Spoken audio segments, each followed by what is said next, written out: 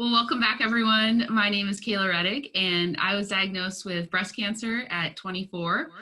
Went through the full gauntlet of chemo, a double mastectomy, reconstruction, radiation, and finally to hormone therapy, which I am 5 years into right now.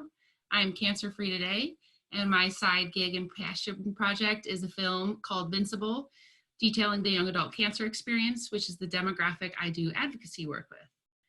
This is the Young Survival Coalition and Dana-Farber Young and Strong's third session with my doctor and personal hero, Dr. Ann Partridge from the Dana-Farber Cancer Institute.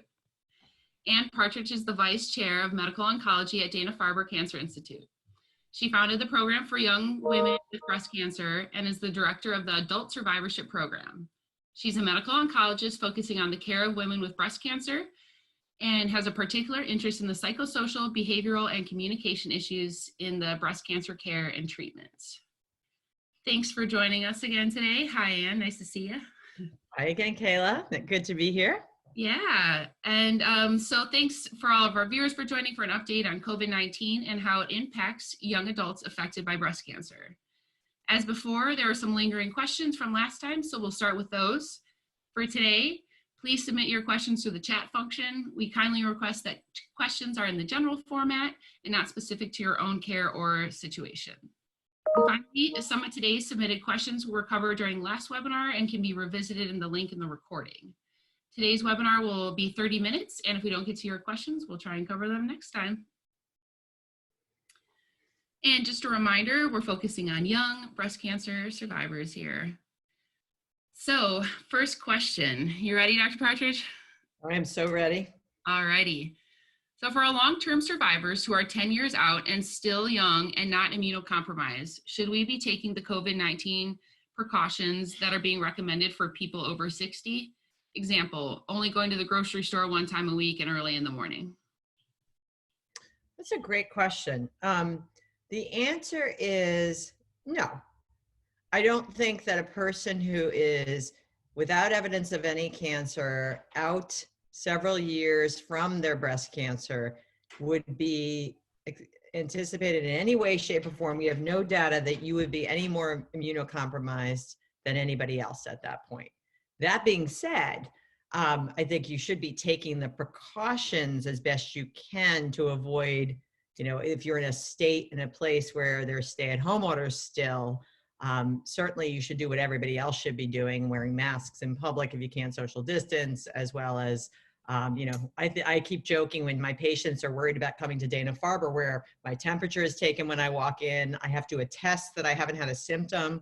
In fact, between all of you and me, I had to get tested yesterday because I woke up with a cough and thought it would go away on my way to work, and it didn't.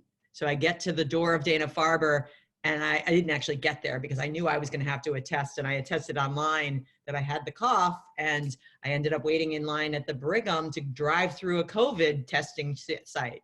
I am happy to say I'm negative, but my point in saying that is I didn't think I was positive. I'm not sick, but you never know.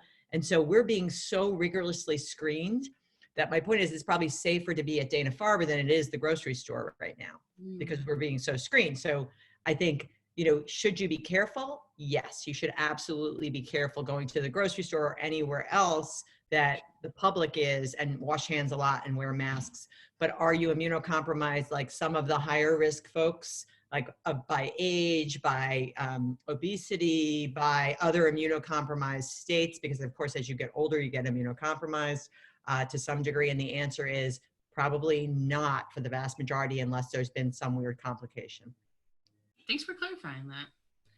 I know you spoke previously about women taking a Tamoxifen break if they develop COVID symptoms or test positive for COVID due to new information about COVID and blood clots. Is there anything young women on Tamoxifen should be doing prophylactically to reduce the risk of blood clots just in case they do contract COVID in the future, such as taking baby aspirin daily? That's a great question. And I did take your comments back to my whole breast group and actually shared it with that group as well as a larger group of breast cancer doctors and nurse practitioners and PAs. And we do think that if someone gets COVID while they're on any kind of most anti-cancer therapies, they should hold them during that time. And especially we thought about, of course, chemo, but especially tamoxifen in light of the slightly higher risk of blood clots.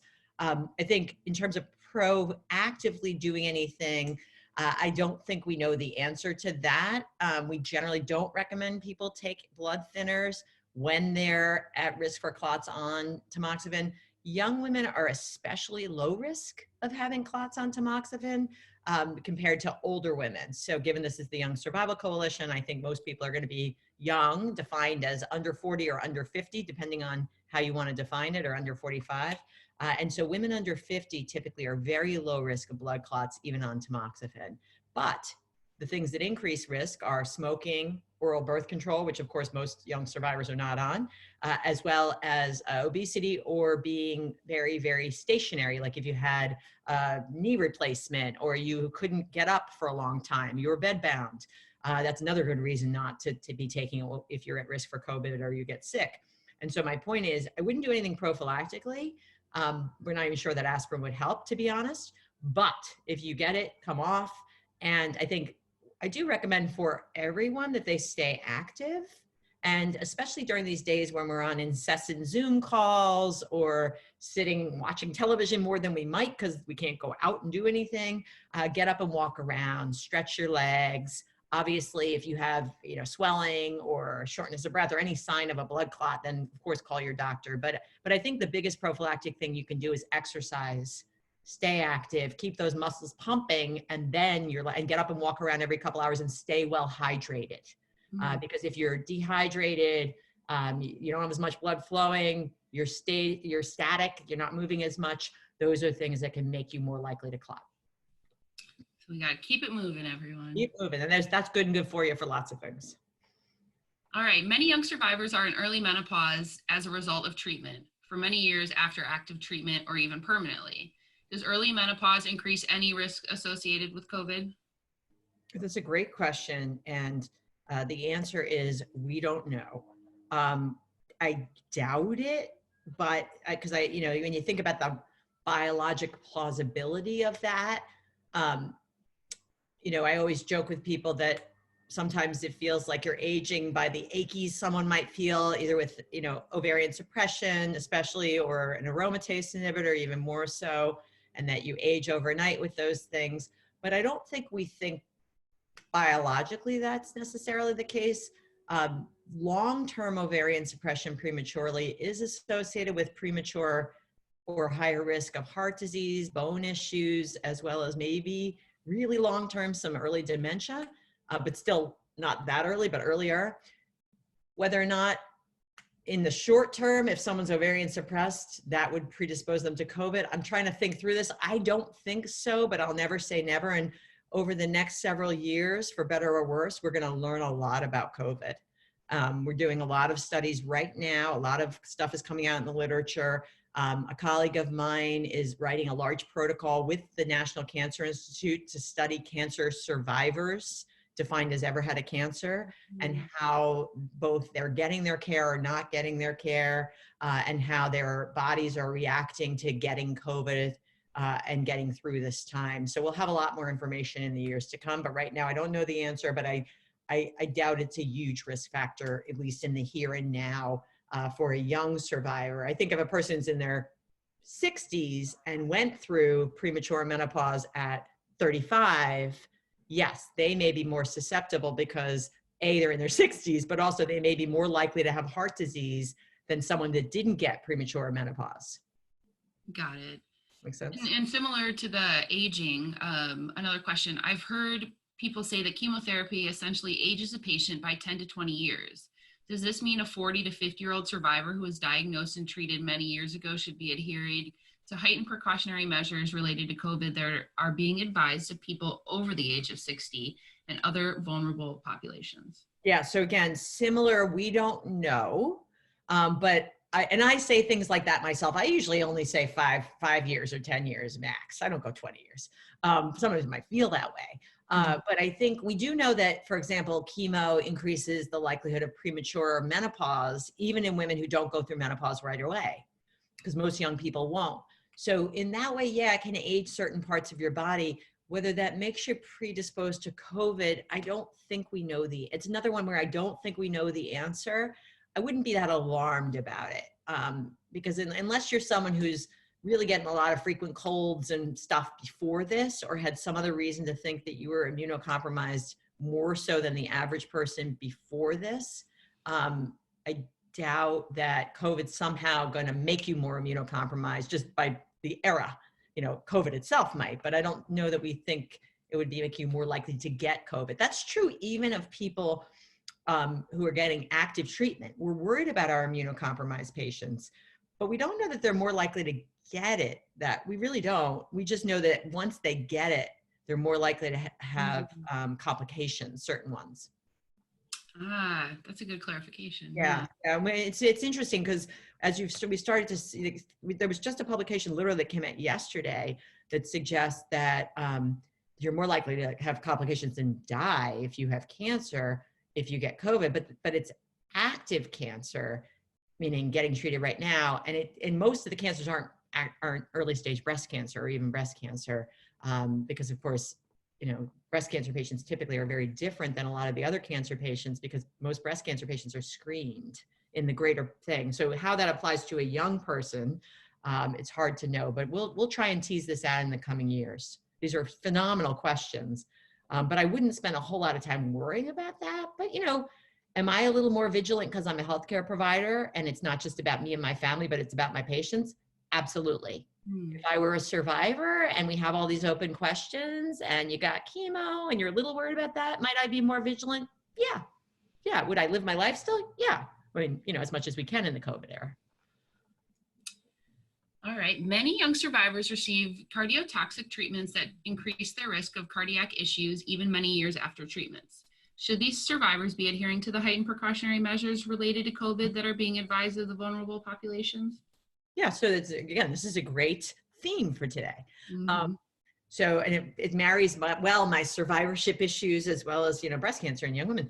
So I think it's a great question. And again, if a person has not had a clear complication up until this point, so different from we gave you adriamycin and we know you have you did fine, or we gave you adriamycin, which is the majority of women, or we gave you adriamycin and we know your ejection fraction went down because we followed you or you had symptoms, right? That person whose ejection fraction is lower and with Herceptin, it often bounces back up to normal and people are fine. With adriamycin, which is why we try and get away from it when we can these days, although we can't always, it is a problem. People can have a higher risk of having a decreased cardiac squeeze or ejection fraction, which can increase the risk of complications later. And certainly if you got a virus that increased the risk of cardiac complications like cardiomyopathy, then yes, that could put you at higher risk. So it's certainly possible.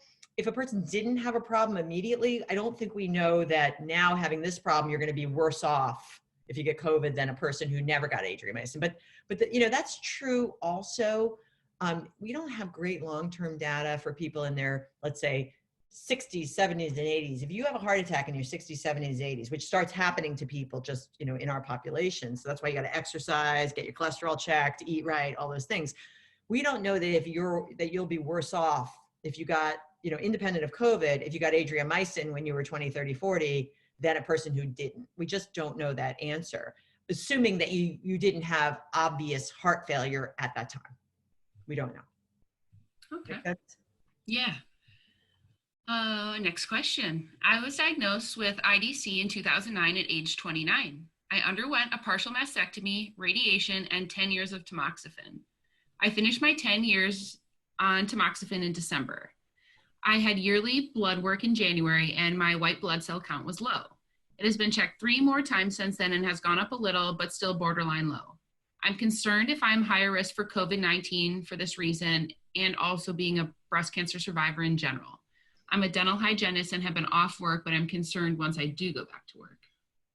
Yeah, so that's where I would say, again, we don't know completely. It's hard for any given individual to know. There are people who live a little low after breast cancer treatment and they just live like that. There are also people can be predisposed and have things that can be tested for when blood counts are low. There's this whole field evolving that's looking at something called CHIP, which is clonal hematopoiesis of indeterminate potential. I'm only, yep, yeah, sorry. It's an area of interesting scientific and related to kind of survivors. And it marries some of the issues of heart disease in survivors um, with inflammation and some of the mechanisms of why people might have problems in the future. A lot of science going on, not a whole lot of answers yet. And so I'm bringing it up only to say, right now, I don't think we know that a person with the story you just told, who I assume is on the call or the webinar, would be a clear risk of a problem from COVID. But I would definitely follow up with your doctors around the counts, and not to get crazy about it, because as I said, I have a lot of people like this just live like that forever, like long time, never a problem. We never quite understand it. But if you found yourself getting more colds than usual or feeling more tired than usual, certainly that's something to call your doctor about, to have more of an evaluation potentially. Thanks for clarifying that. For a young breast cancer survivor, what if you're taking aromatase inhibitors and taking Zoladex shots for ovarian suppression? Aside from having to go in for monthly shots, are there any other known COVID-related risks? Yeah, so we have moved everybody, unless they had breakthrough bleeding or ovarian function, on monthly shots, or previously on every 3-month shots. We're moving everybody to every 3-month shots. So we are moving everybody to every 3-month shots and then following the hormone levels right before they get their next shot. So I think hard about that one with your team, because I think that the avoiding, both for you and for the other patients that need to come in, one of the reasons we did that was for the individual, to keep them out of Dana-Farber so they didn't have to go out when you're told to stay at home. But we also did it because the patients that actually need to go in and get their weekly chemo, we don't want more people that don't need to be there. So it was to help everybody. And so we've kind of moved everybody to every 3 months, and we've reviewed the literature and feel very safe about that. In my very young patients, I tend to be checking them to make sure their ovaries are suppressed. Obviously, you're going to call if you have bleeding after you've been on it for a while. Usually it can take a month or two to get suppressed, some people longer. So we're going to check some hormones, but we still think it's less time spent in the cancer center for people, which is good. Other than that, which the person astutely brought up, I don't think we think that increases any risk of any other, it's not really an immunocompromising therapy, combined endocrine therapy. So I don't think so. Nobody studied it, but biologically it wouldn't be the first thing I'd study. Okay. For young breast cancer survivors, would you comment on the risks of delaying the start of Vibrance? Yeah, sure. So let me just get back to the only caveat I would say, and we all know this kind of from growing up and your mother or your father kind of saying, making sure you get enough sleep, right? So the only caveat I would say about the hormonal therapies is, the hot flashes can keep people up. Some people are truly miserable. Most people, fortunately, are not. But, if you're up all night because you're having hot flashes and distressed, I know that that's going to be more likely to make you vulnerable, right? We all know that. You're not eating right, you're not sleeping right, you're distressed, you're more likely to get that cold or get that thing that's in the environment. Right now, there's something very sinister in the environment, right? So I think that's the only relationship I would see with hormonal therapies and COVID. So another plug to just take really good care of yourself. With regard to Vibrance or the other, there's 3 CDK4/6 inhibitors on the market now. They're all very effective. They just each have a little bit of a different side effect profile. There's palbociclib, there's ribociclib, and there's abemaciclib. Again, all very effective, a little bit of nuanced differences between them, but essentially in terms of their efficacy, a bit Coke and Pepsi. So speaking about them generally, we also have decided to hold off on adding those right now. If a person's already on it, or they're very symptomatic from their breast cancer, I haven't changed anything at all, or I'll start it because, it's already someone tolerating, unless their counts were really low and they're having issues. If a person's also very symptomatic with advanced breast cancer, I'm still starting it, but asking them to socially distance a little bit more and be more careful and, isolate a little more. But I think for many, when it's kind of, we can start it now or we can start it in the second line, I've been comfortable waiting.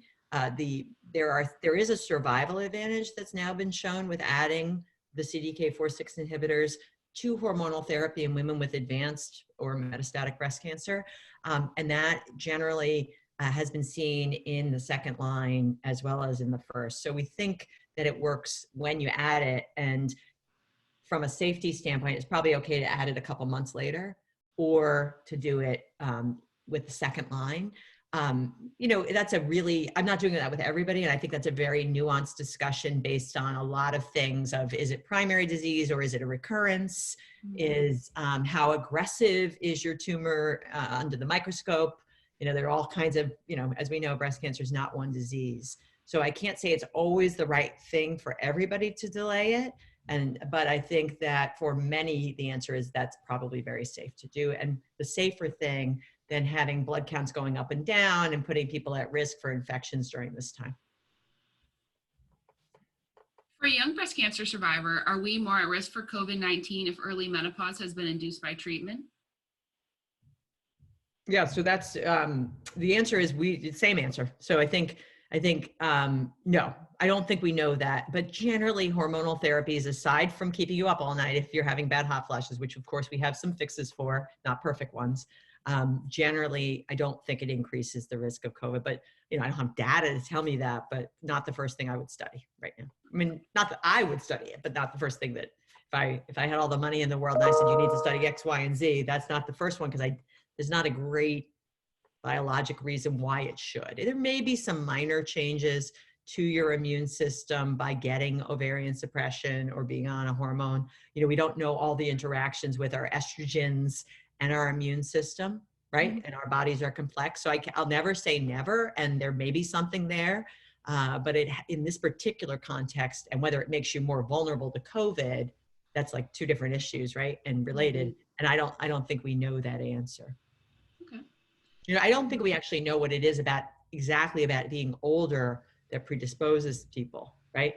And it's not all older people. You have young people and you have old people who are doing well and vice versa. So these are all just buckets we can easily identify, but teasing out the actual mechanisms of why something makes an individual more vulnerable is what a lot of scientists are working on right now.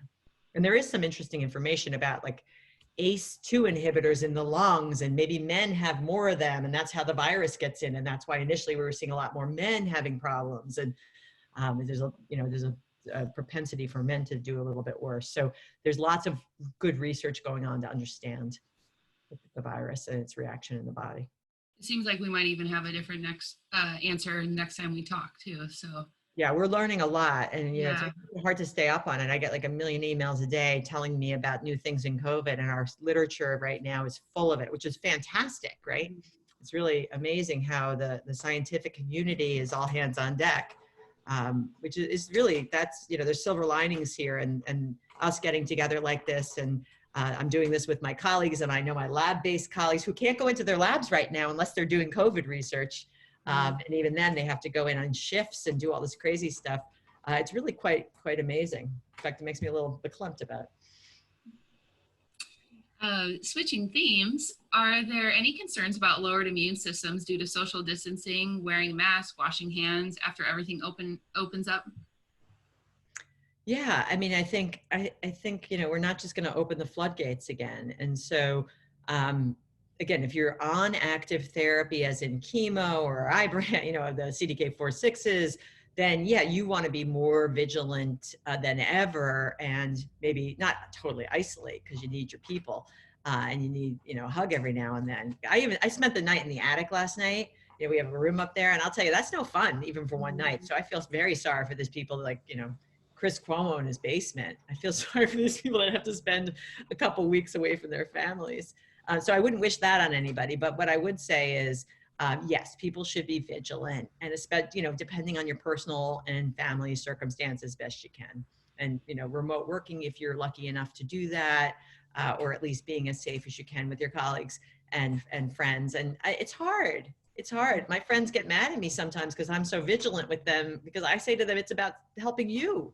I go to the hospital. I don't want to bring anything home to you. Get 6 feet away from me, or we're not walking, Right. It's you have to deal with the reactions though, because everybody reacts in their own way, and nobody likes the idea of when they're walking towards me and I go, hey, what are you doing?